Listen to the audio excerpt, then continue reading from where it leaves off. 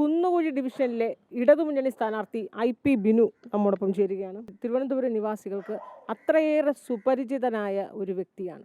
2015-20 കാലഘട്ടത്തിലാണ് കുന്നുകുഴി വാർഡ് കൗൺസിലറായിട്ട് ഞാൻ മത്സരിക്കുന്നത്.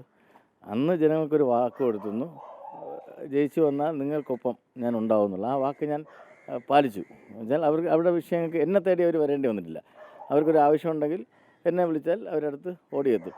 അപ്പോൾ അതുകൊണ്ട് തന്നെയാണ് അവർക്ക് എന്നെ വലിയ കാര്യമായത്. പിന്നെ ഒരു വർഷം ഹെൽത്തിൻ്റെ ചെയർമാനായ സമയത്ത് 100 വാർഡിൻ്റെയും വിഷയങ്ങളുണ്ട്. അന്ന് കോവിഡും കൂടെയാണ്. കോവിഡ് സമയത്താണ് ഞാൻ ഹെൽത്തിൻ്റെ ചെയർമാനായത്. അപ്പോൾ സ്വാഭാവികമായിട്ടും ഒരുപാട് സ്ട്രെയിൻ എടുത്ത് നഗരസഭയ്ക്ക് വേണ്ടി സർക്കാർ പറയുന്നതനുസരിച്ച് എല്ലാ കാര്യങ്ങളും ചെയ്യാൻ വേണ്ടി സ്ട്രെയിൻ എടുത്തു. അപ്പോൾ അത് ജനങ്ങൾക്കത് സ്വീകാര്യമായി. അന്ന് ഏറ്റവും കൂടുതൽ പ്രചോദനമായ സർക്കാരിൻ്റെ നിലപാടുകളായിരുന്നു. ഭയപ്പാട് വേണ്ട, ജാഗ്രത മതിയെന്ന്. അപ്പോൾ സ്വാഭാവികമായിട്ടും കോവിഡ് സമയത്ത് എനിക്ക് നല്ല ഓർമ്മയുണ്ട്.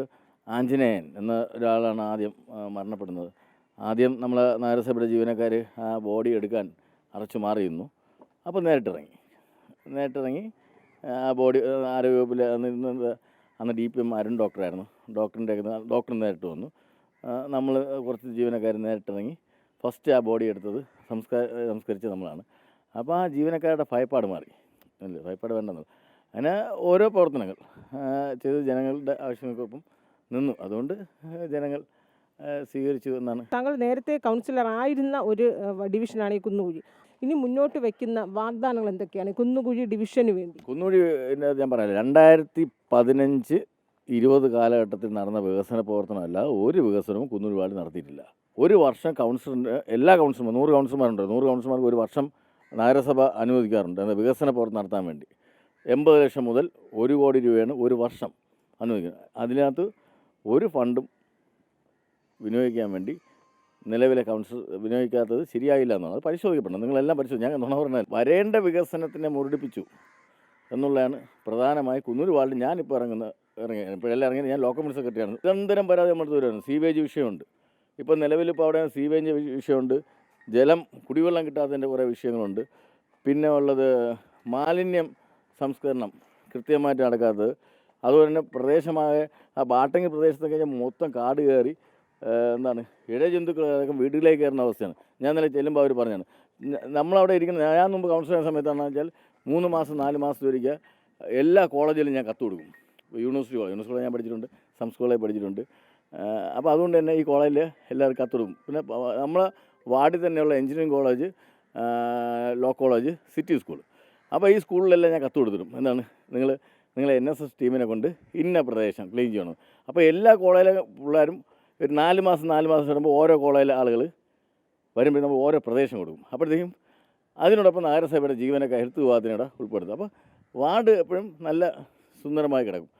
ഇനിയിപ്പോൾ വന്നാൽ തന്നെ എനിക്കുള്ള വിഷയം വെച്ചാൽ ഇനി ഒന്നേന്ന് ഞാൻ തുടങ്ങണം. മനസ്സിലായില്ലേ, ഈ 15-20 കാലത്ത് നടത്തിയ പ്രവർത്തനത്തിൻ്റെ ഇരട്ടിയായിട്ട് ഇതിനകത്ത് നിന്ന് കാര്യങ്ങൾ ചെയ്യേണ്ടി വരും. കൂടുതൽ എന്തെങ്കിലും വികസനം കൊണ്ടുവരാൻ കഴിയുമെന്ന് എന്തെങ്കിലും വാഗ്ദാനം ഈ ഇവിടെയുള്ള വാർഡിലുള്ള നിവാസികളോട് പറയാൻ? ജനങ്ങളുടെ ആവശ്യങ്ങൾ അറിഞ്ഞ് ജനങ്ങളുടെ വിഷയങ്ങൾ മനസ്സിലായി അവർ പറയുന്ന ആവശ്യങ്ങൾ നടപ്പിലാക്കാൻ വേണ്ടി ഉറപ്പായിട്ടും ഞാൻ ഉണ്ടാവും. ഇതിനകത്ത് ഇപ്പോൾ പ്രധാന വിഷയം ഞാനില്ലേ, മാലിന്യ സംസ്കരണത്തിൻ്റെ ഒരു ചില പ്രദേശങ്ങൾ. ആ ലോ കോളേജിൻ്റെ ഇടയ്ക്ക് ഞാൻ 2015 വരുമ്പോഴത്തേക്കും ആ ലോ കോളേജിൽ എഞ്ചിനീയറിംഗ് കോളേജിൽ പോകുന്ന വഴി റോഡ് മൊത്തം മാലിന്യമായിരുന്നു.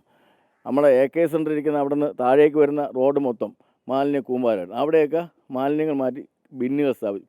RC സ്ട്രീറ്റിനകത്ത് ഇതാണ് ഒരു വഴി കയർലി ചാനലിൻ്റെ ബാക്കിലായിട്ട് വരുന്നത്. നമുക്ക് ആ വഴി കൂടെ പോകാൻ പറ്റില്ല, മൊത്തം മാലിന്യമായിരുന്നു. അതെല്ലാം മാറ്റി അവിടെ ബിന്നുകൾ സ്ഥാപിച്ച് ജീവനക്കാരെ അന്ന് നിർത്തി. പക്ഷെ അന്നെല്ലാം എനിക്ക് പിന്തുണ VK പ്രശാന്ത് മേയർ എന്ന എൻ്റെ ആത്മാവ് സുഹൃത്താണ് VK പ്രശാന്ത്. അന്ന് എനിക്ക് പൂർണ്ണ പിന്തുണയായിരുന്നു. പിന്നെയുള്ള സീവേജിൻ്റെ വിഷയം. നമ്മളെ ബാട്ടങ്ങൽ പ്രദേശത്ത് ഏകദേശം കുറേ വീടുകൾക്ക് സീവേജ് സംവിധാനം ഇല്ല. അപ്പോൾ അവർക്ക് സീവേജ് സംവിധാനം കൊണ്ടുവരണം.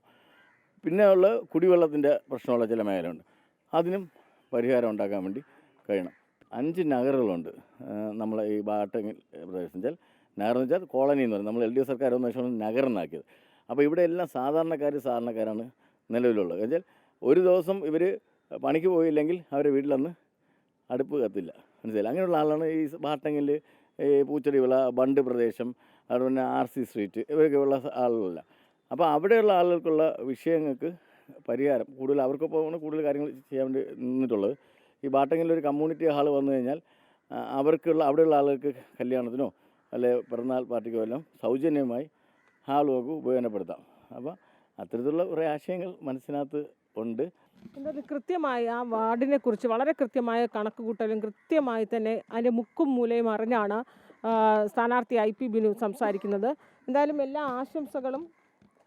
വീണ്ടും കൗൺസിലറായി ഈ വാർഡിൽ വരട്ടെ എന്ന് ആശംസിക്കുന്നു.